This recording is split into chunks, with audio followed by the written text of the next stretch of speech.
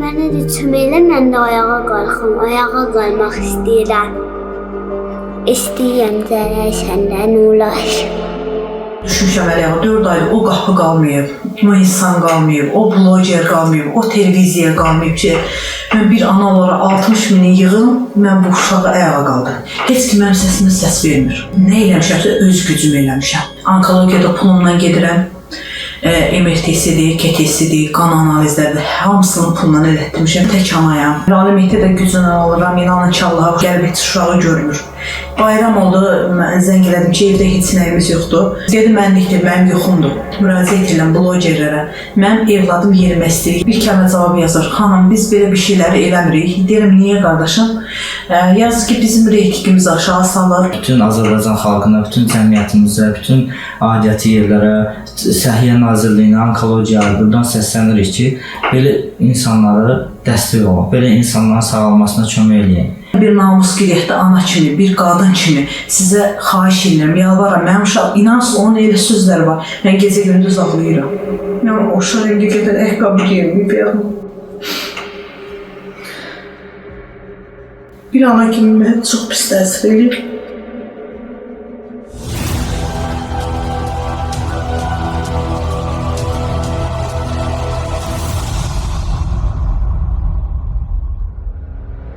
Xoş gördük sonra TV izləyiciləri. Dilşad xanım neçə gündür bizə zəng eləyir. Uşağına kömək lazımdır, ona görə yəni gəlmişik.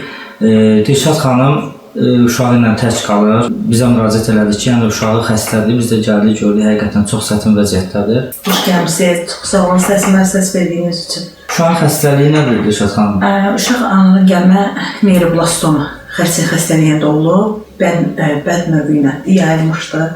Onurğanın içinə, bir də ətraflara. Onurğanın içi əməliyyatla təmizlənib, altı onurğaya yayılmışdı. O şişlər yayılıb, beldə elə bir hissiyyatı zadı məhv eləmişdi. Yəni bu uşaq 8 yaşındadır, hal-hazırda pampres taxıdır. Əməliyyat vaxtı qığırdaqlar zatlar hamısı götürülüb. 3 ildə bu uşaq onkologiyada ximiya alıbdır.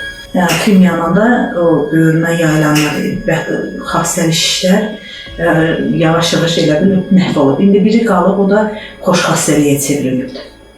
Yəni yayılma yoxdur. Səhiyyə Nazirliyi falan, yəni heç bir dəstək göstərmir? Xeyr. Yəni burada... Onkologiya? Xeyr. Onkologiyada pulumla gedirəm. MRT-sidir, KT-sidir, qan analizləridir, hamısını pulla elətdirmişəm. Hələ indiyə kimi... O dərsiz olmalı? Xeyr, hamısını pulla. Heç bir vaxtı. Bu yaxınlarda da getdim, pensiya məsələsinə görə. Hələ dedim də ki, bəs mənim imkanım yoxdur, pulu biraz az verdim, hələ biraz da adama belə bilirsiniz də qaş-qabaq edirlər ki, yəni bu pul ödənməlidir. Mən ödəmişəm.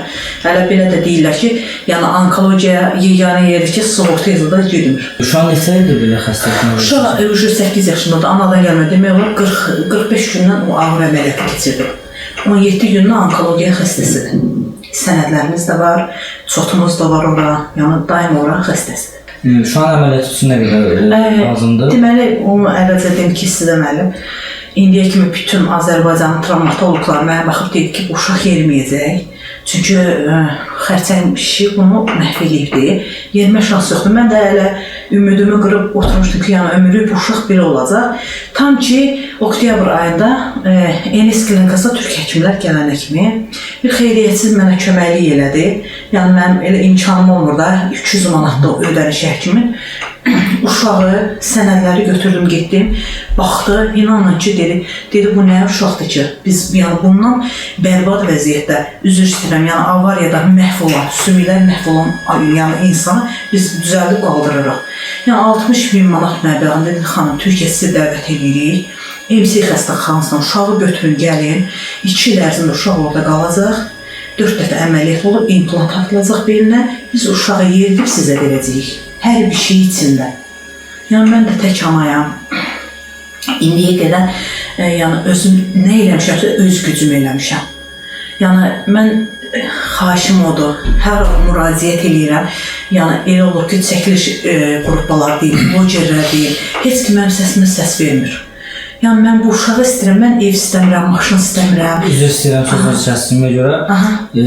Dilşad xanımla bir az söhbət eləyəndə bildirdi ki, müəyyən blogerlər var ki, məsələn bildirir ki, biz çəkmək istəmirik. Xəstə uşaqları çəkəndə reytinqimiz aşağı düşür, bizə baxan olmur, səhifəmizin reytinqi düşür. Həmin insanlara buradan bildirmək istəyirəm ki, ümumiyyətlə bütün blogerlər, bütün tanınmış simalar, məşhur adamlar, həccə gedib, dəfələrlə həccə gedən adamlar, neçə min kilometr uzaqda deyil, 10.000 pul xərcləyirsiniz bir dənə həccə getməyə. 6 nəfər, 7 nəfər həccə getmək istəyən insan 6-7 nəfər. O həccə buradadır. Gəlin həccə getmək istəyirsiniz, savab qazanmaq istəyirsinizsə, gəlin bununla fəxrləyin. 10 dəfə, 20 dəfə, 50 dəfə həccə getməklə yox. İkincisi də ki, blogerlərə, sözüm o müəyyən həmin blogerlərədir ki, siz gedib əxlaqsızlığı təbliğ edərək, üzdən verən insanları, kişiliyi, qadınlığı bəlli olmayan insanları təbliğ edərək, dırnaq arası gülmək deyək, hırlamaq deyək, onlarla reyting qazanmaq lazım deyil. Belə insanların yanında olmaq lazımdır.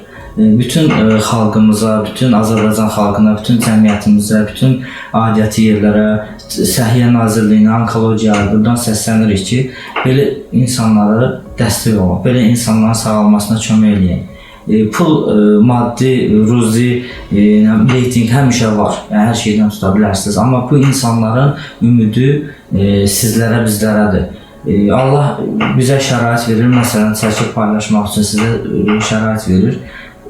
Gəlin belə insanları çəkin. Mən 4 ildən çoxdur ki, ayrılmışam. Atası bəs kömək eləmir? Yox, kömək eləmir. Ali Mehdi də gücünə alıram. İnanın ki, Allaha uşağım elə olur ki, gəzmək istəyir uşaqdır. İnanın ki, Allaha yəni uşağı gəlib heç uşağı görmür. Bayram oldu, mən zəng elədim ki, evdə heç nəyimiz yoxdur. Yəni, heç dedi mənlikdir, mənim yoxumdur. Ali Mehdi belə mən icraçı ilə davanla almışam. Yəni, belə bir vəziyyətdəyim. Mən sizin vasitənizlə çox sağ olun ki, yenə deyirəm, sizə o qədər təşəkkür edirəm ki, mənim səsimə səs verdiyiniz üçün. Mən buradan sizin vasitənizlə müraciət edirəm blogerlərə. Mənim evladım yerimək istəyir, yerimək həsrətindədir, arzusunda. Məşhursuz, simasız, reytinginiz var. Belə qadınların arxasında durmaq lazımdır. İnanırsınız ki, yazıram, bir kəlmə cavab yazır. Xanım, biz belə bir şeyləri eləmirik. Deyirəm, niyə qardaşım?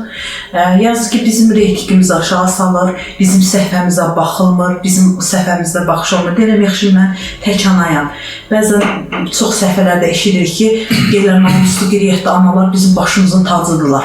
Onların sözü öndə keçir. Deyirəm, bir namus qiriyyətli ana kimi, bir qadın kimi sizə xahiş edirəm, yalvaram. Mənim uşaq, inansız, onun elə sözləri var. Mən gecə gündüz ağlayıram. Yəni, o uşaq evdə gedən əhqabı giyinməyib yəni. Əhqablara baxır. Həmişə mən deyir ki, mama arzum var, mən işıqlı əhqablar var. Mən deyir, o əhqablardan istəyirəm, alarsan mənə. Yəni, həqiqətən bir ana kimi mənə çox pis təsir edir.